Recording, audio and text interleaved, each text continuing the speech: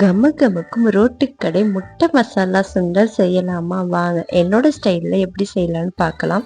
தேவையான பொருள், நான் ஒரு 100 சுண்டல் வெள்ளை சுண்டல் எடுத்து ஊற வச்சிருக்கேன். 3 தக்காளி, 3 வெங்காயம், 4 கேரட்டு, ஒரு 5-6 பூண்டு பல்லு, கூடவே கொஞ்சம் கொத்தமல்லி தழையெல்லாம் எடுத்து வச்சிருக்கேங்க. ஸோ நம்ம எடுத்து வச்சிருந்ததெல்லாம் நல்லா பொடியை கட் பண்ணிக்குவோம். கேரட்டை நல்லா திருவி எடுத்துக்கலாம். பூ மாதிரி இந்த மாதிரி திருவிக்கோங்க. நம்ம எடுத்து வச்சிருக்கிற சுண்டலை நல்லா வேக வச்சுக்கலாம். கூடவே கொஞ்சம் உப்பு சேர்த்து வேக விடுங்க. அதுக்கப்புறம் பார்த்தீங்கன்னா முட்டை மசாலான்னு சொல்லியிருக்கோம். முட்டை இல்லாமையா? ஆமாங்க, நான் 100 சுண்டலுக்கு 2 முட்டை எடுத்திருக்கேங்க. நல்லா வேக வச்சுக்குவோங்க.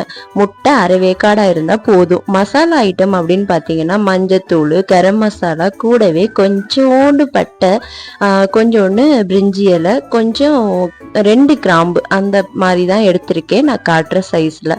முட்டை வெந்ததுக்கு அப்புறம் இந்த மாதிரி மசிச்சு வச்சுக்கோங்க. சட்டி வச்சுட்டு கொஞ்சம் எண்ணெய் விட்டுக்கோங்க, நல்லெண்ணெய் விட்டுக்கோங்க. நல்லெண்ணெய் விட்டுட்டு கடுகு போட்டுக்கோங்க. கடுகு போட்டு வெங்காயம் போட்டுக்கோங்க. வெங்காயம் நல்லா செவந்ததுக்கு அப்புறம் பூண்டு போட்டு பூண்டையும் செவக்க விடுங்க.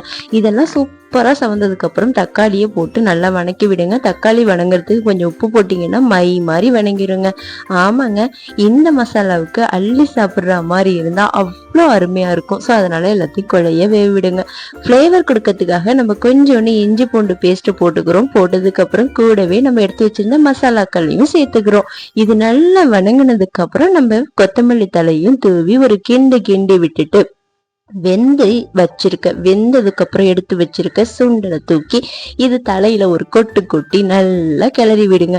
கிளறி விட்டதுக்கு அப்புறம் லைட்டா தண்ணியை விடுங்க. தண்ணியை விட்டு நம்ம உருளைக்கிழங்கு மசைக்கிறத வச்சு நல்லா அமுக்கி விடுங்க. 1 by 1 அது வெந்து வந்ததுக்கு அமுங்கி உடஞ்சி இருக்கும் போது சூப்பரா இருக்கும்.